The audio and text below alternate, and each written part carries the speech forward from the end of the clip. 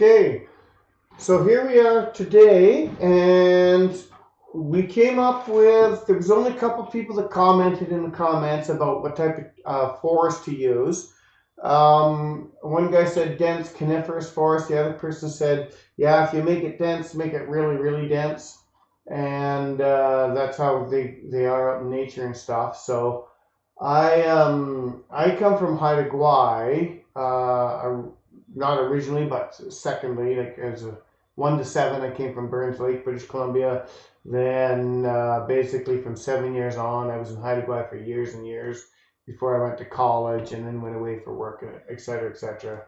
But that being said, it's like, yes, the dense forests are really dense, but because of how the character needs to move around here and do the quest, if I go too dense, you just won't be able to see them, I think. Because I tried that at first, and I ended up removing trees to the point where I could actually manage.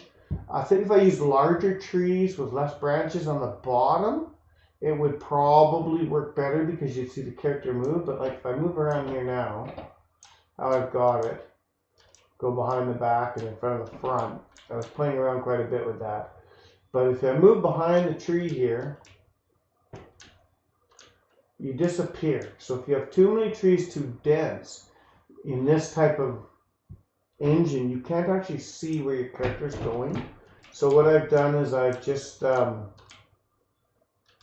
spaced them out a little bit more and added a few more little ones starting up, etc., etc. So I'm just going to show you basically what I've done here. This is the first area. There's nothing down below this. I've just started flushing out. I wanted to add a decorative tree in the behind the house here, nice like colored cherry or maple or whatever. So I added that. Then I got these trees going on here, all the way up. One deciduous tree there, a couple of dead trees, one kind of dying tree here to mix it up. Few more up here, sitting down there. I'm trying to play around with the fringes to get it so that I walk under some of the branches, but I'm still in front of the trunks. So because we're 32 by 32 tiles, it's not perfect everywhere, but it looks pretty good actually. I don't mind it, but there's a couple of areas. Let's see about this tree here maybe. See if I go up there, see how I disappear into those branches with a hard edge. It's because they're 32 by 32 tiles, but I can live with that. It's acceptable. And what I did here, so I made that one fringe in front of me, then I'm in front of that one at the bottom, and then this one fringes in front of me again. So I've kind of been playing around mixing those up to try and get the best effect. It's never perfect, but it's pretty good. So there's I've added another tree there. I threw this extra rock in here. And there you can see that effect on the deciduous tree where there's a hard edge. So I'm in front of these lower branches because of my character's head height, and then I disappear under those branches and it's fringe for me. But like I say, it can't be perfect, so I'm just trying to get as good as I can with what I'm working with here. That one, oh, that one I gotta fix. That shouldn't be that level there. It should only be that level here, and that should all be fringe. So I'll have to go in and fix that.